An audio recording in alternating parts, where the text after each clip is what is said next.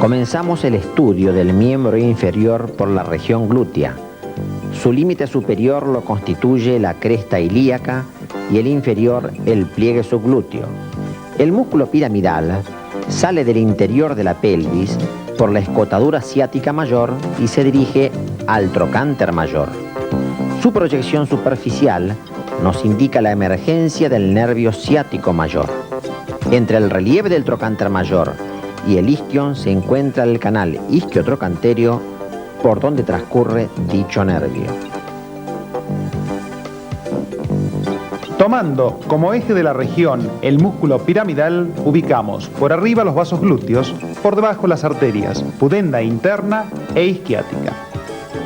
En la formación del plexo lumbar intervienen la primera, segunda y tercera raíz lumbar, que constituyen el nervio crural. Este llega al triángulo de Scarpa por fuera de la cintilla iliopectínea. La segunda, tercera y cuarta raíz lumbar, que constituyen el nervio obturador. La cuarta y quinta raíz lumbar forman el tronco lumbosacro, que al anastomosarse con la primera, segunda y tercera raíz sacra forman el nervio ciático mayor. La tercera, cuarta y quinta raíz sacra constituyen el tronco pudendo interno. Los planos de la región glútea en un corte parasagital están dados por el glúteo mayor, primer plano, el segundo plano muscular, el glúteo mediano, y por último el tercer plano, glúteo menor, músculos pelvitrocanterios y elementos vasculonerviosos. El glúteo mayor, con sus inserciones medias, se dirige de arriba hacia abajo y de adentro hacia afuera. Por debajo de él, las fibras del glúteo mediano, casi verticales, que se insertan en la fosa ilíaca externa entre ambas líneas semicirculares. Forman así el segundo plano muscular. Por debajo y delante el glúteo menor. Abordamos la región glútea y hallamos en ella el glúteo mayor o gran glúteo. Lo desinsertamos y al retirarlo observamos el segundo plano muscular, el glúteo mediano insertado entre ambas líneas semicirculares. Lo retiramos. Accedemos de esta forma al tercer plano muscular, el glúteo menor. Ubicando el eje de la región, músculo piramidal, por encima de él, el paquete glúteo superior, arteria, vena y nervios. Por debajo, el nervio ciático mayor y ciático menor, y en la profundidad, los vasos, arterias y venas isquiáticas. En el mismo plano muscular, hallamos el obturador interno, por encima de él el gémino superior y por debajo el gémino inferior.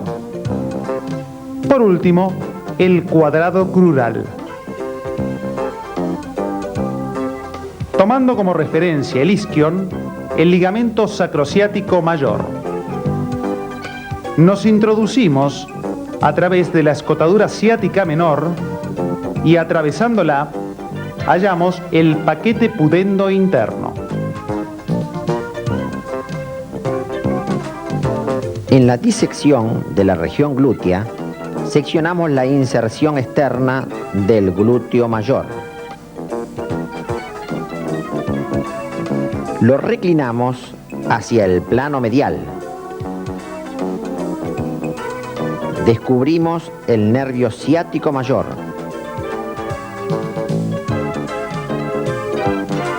Lo liberamos primero en su porción distal y luego en la proximal. Comprobamos cómo emerge de la pelvis por debajo del músculo piramidal.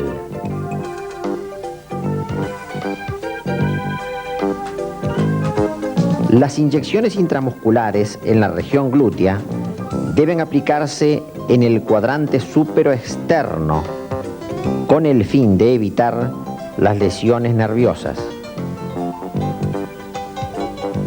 La porción terminal del eje vertebral o raquis, constituida por el sacro y su articulación distal con el coxis, formado por 5 pequeñas vértebras, se conectan con ambos coxales.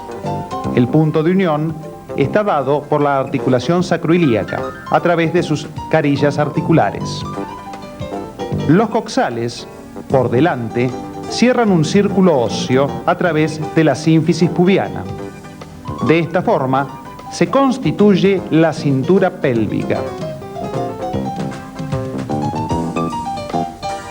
Su unión terminal con la columna lumbar a través del ligamento iliolumbar. Siguiendo la cara interna del hueso coxal por la línea innominada, descubrimos el agujero obturador cubierto por una membrana, la membrana obturatriz.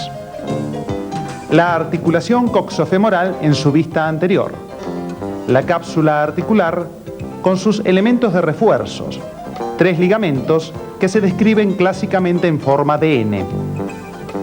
La inserción distal del psoas ilíaco en el trocánter menor.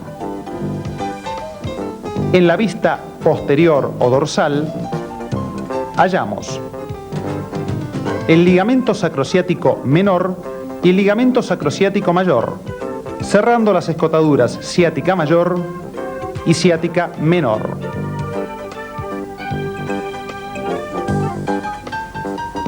Un elemento de refuerzo intracapsular, el ligamento redondo, se ubica entre el trasfondo de la cavidad cotiloidea que hemos resecado por la cara endopélvica del coxal.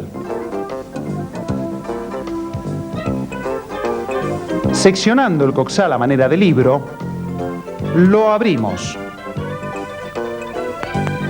La cabeza del fémur con la inserción del ligamento redondo en la fovea capitis y el trasfondo de la cavidad cotiloidea. La represión sinovial de la articulación coxofemoral pone en evidencia el fondo de saco pericapsular con el relieve del ligamento triangular, elemento de refuerzo y ampliación, y el ligamento redondo. Retiramos el hemicasquete sinovial. Hallamos la superficie de la cabeza femoral. En ciertos casos es necesario el reemplazo del cuello y cabeza del fémur. En estas oportunidades se reemplaza por una prótesis metálica que coapta perfectamente con el cótilo o acetábulo. En la articulación de la cadera se efectúan los siguientes movimientos: flexión, que aproxima la cara anterior del muslo a la pared abdominal; extensión, que lleva la cara posterior del muslo hacia el dorso; el movimiento de abducción separa al miembro inferior de la línea media, y el de aducción lo aproxima y puede llevarlo más allá. Al llevar la cara anterior del muslo hacia afuera, se origina el movimiento de rotación externa, opuesto al de rotación interna. A nivel de la articulación coxofemoral y al combinarse todos los movimientos descriptos, se produce el movimiento de circunducción. En la incidencia radiológica anteroposterior hallamos al hueso coxal, el cótilo y la cabeza del fémur y el cuello anatómico del fémur. Sobre el correlato óseo en idéntica posición, la ceja cotiloidea y el cuello anatómico del fémur. El hueso coxal en su vista anterior. En ella, la espina ilíaca anterosuperior y anteroinferior en el borde anterior. La continuación hasta el pubis. La rama isquiopubiana y el agujero obturador. Rotando el coxal de forma tal de observar su cara externa, hallamos por arriba la fosa ilíaca externa, el borde superior o cresta ilíaca, las espinas ilíacas anterior, superior e inferior, y en el centro la ceja cotiloidea con el detalle de la superficie articular para la cabeza del fémur y el trasfondo de la cavidad cotiloidea. Descendemos para descubrir la gran masa del isquion, su punto de unión con el ilion. En la cara interna de este hueso, la fosa ilíaca interna, la línea innominada que seguimos, el trasfondo de la cavidad cotiloidea y en su borde posterior el isquion, la espina ciática y la escotadura ciática mayor. Por último, la carilla auricular destinada al sacro y por detrás la fosa cribosa. Nos aproximamos a su superficie articular para observarla en todo su detalle. La extremidad superior del fémur, con la cabeza femoral, el cuello anatómico, el trocánter mayor por fuera y el trocánter menor por debajo y por dentro, el cuello quirúrgico del fémur. El detalle de la cabeza femoral con la fovea capitis, inserción del ligamento redondo. La vista interna, donde ubicamos nuevamente la cabeza femoral con la fovea capitis, el cuello anatómico y la cara interna del trocánter mayor. La línea intertrocanteria, a través de la cual llegamos al trocánter menor. Seccionando la extremidad superior e inferior del fémur, los observamos en un plano oblicuo. Apreciamos la rotación del fémur sobre su eje. La extremidad superior del fémur se halla constituida por tejido esponjoso cubierto por tejido compacto. Al retirar el casquete periférico, descubrimos la peculiar distribución del sistema trabecular. Este constituye una línea definida de refuerzo sobre la cabeza del fémur y trocánter mayor. El sistema se halla destinado a otorgar mayor resistencia sobre los puntos de mayor presión y tracción, sea por la estructura articular o las inserciones musculares. La reflexión del sistema trabecular con acrílicos pone en evidencia su distribución. La cabeza del fémur, su cuello anatómico, ambos trocánteres que luego se adelgazan para constituir el canal o conducto medular del hueso.